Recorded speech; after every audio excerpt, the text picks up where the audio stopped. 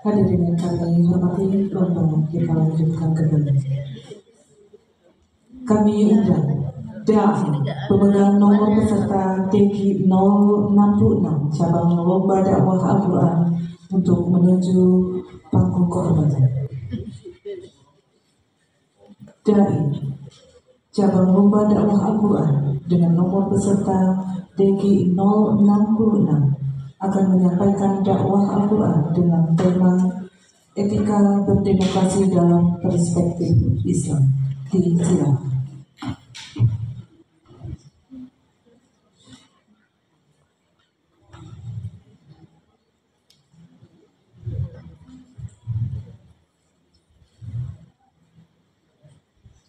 Assalamualaikum warahmatullahi wabarakatuh.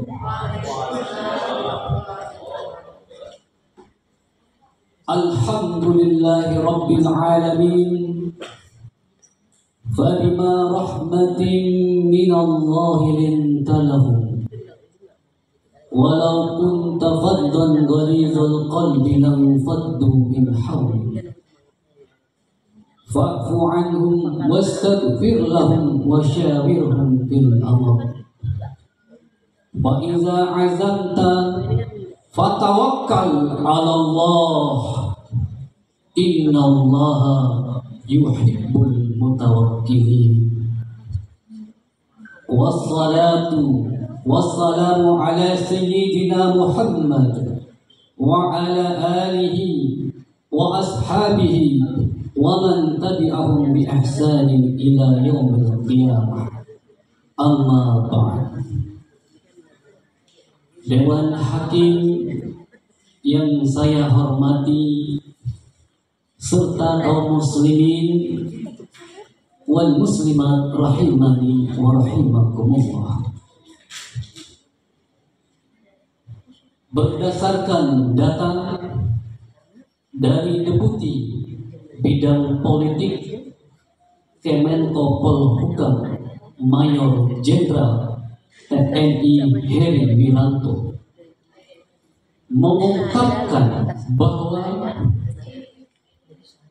Indeks Demokrasi Indonesia tahun 2023 telah mencapai target rencana pemerintah. Akan tetapi tahun 2022 terjadi penurunan 0,9. Artinya adalah demokrasi di Indonesia masih perlu kita tingkatkan lagi. Indonesia sebagai negara yang besar, Indonesia yang mayoritasnya umat Islam, mempunyai tugas dan tanggung jawab yang besar untuk menaikkan bersama-sama demokrasi di Indonesia. Kemudian bagaimanakah sistem demokrasi dalam pandangan Islam? Yang pertama adalah syura. Hadirin, apakah ada yang mengetahui makna syura? Musyawarah. Terima kasih atas responnya. Yang pertama di dalam Islam adalah musyawarah. Bukankah Allah Subhanahu wa taala telah berfirman, A'udzu billahi minasy syaithanir rajim. Bismillahirrahmanirrahim. Fabima rahmatin minallahi linta lahum walau فظا غليظ القلب لانفضوا من حولك فاعف عنهم واستغفر لهم وشاورهم في الأمر فإذا عزمت فتوكل على الله إن الله يحب المتوكلين.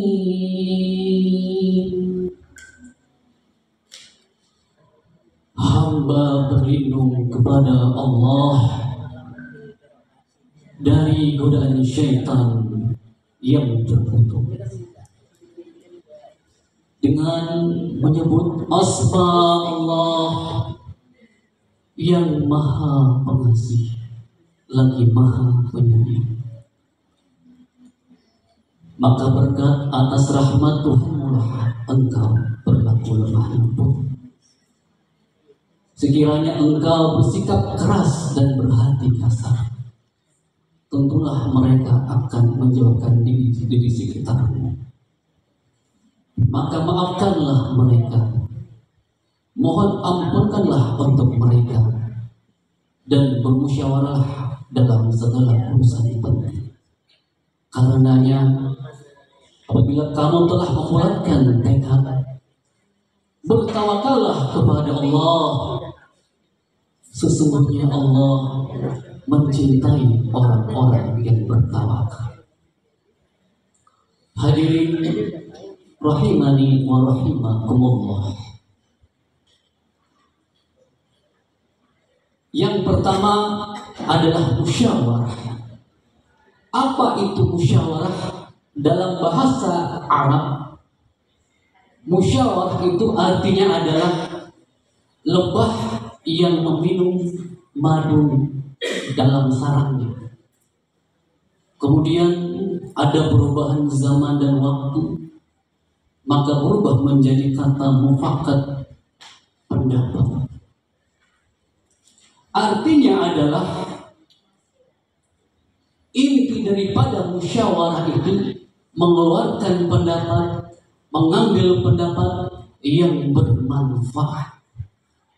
Pertanyaannya adalah, hadirin, bolehkah suatu kelompok bermusyawarah dalam kejahatan? Tidak boleh. Bolehkah suatu negara di dalam pemerintahan bermusyawarah untuk menindak kaum yang lemah?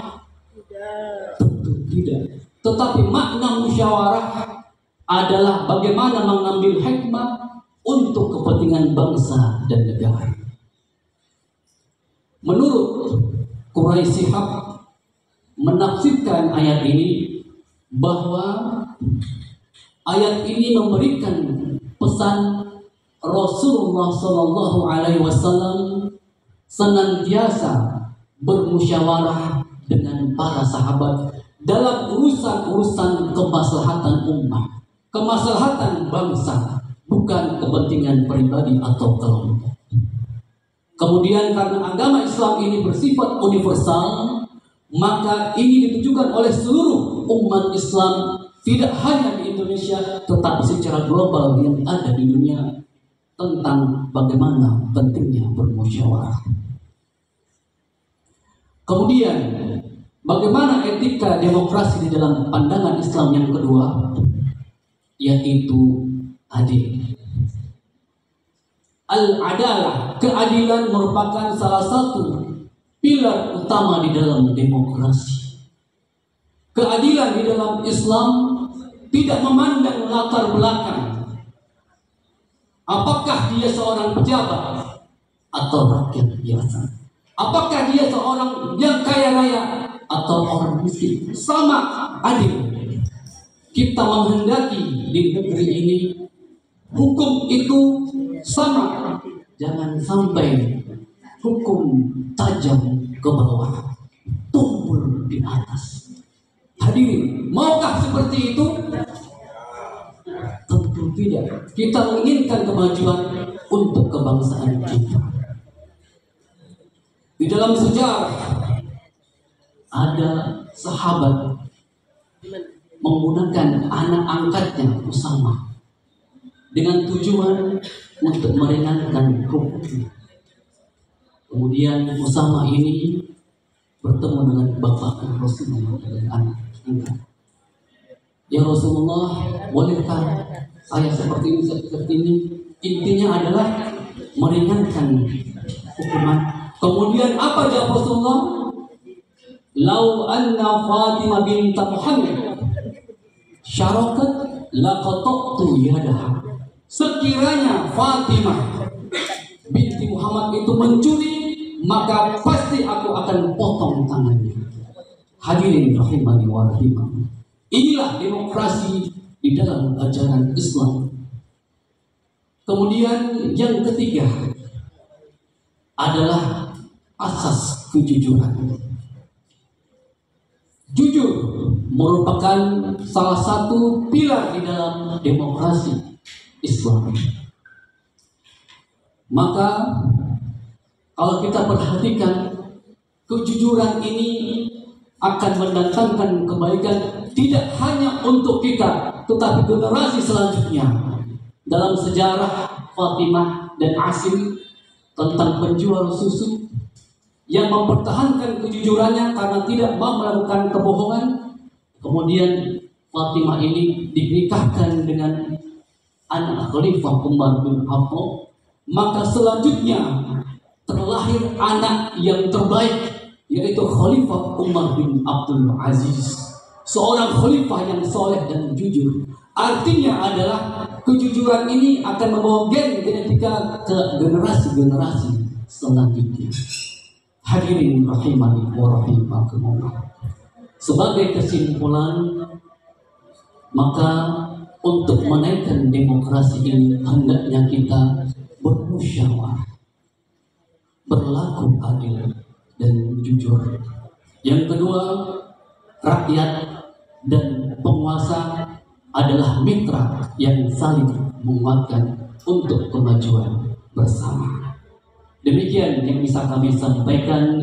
Billahi taufiq wal hidayah, ar-ridha wal inayah. Wassalamualaikum warahmatullahi wabarakatuh.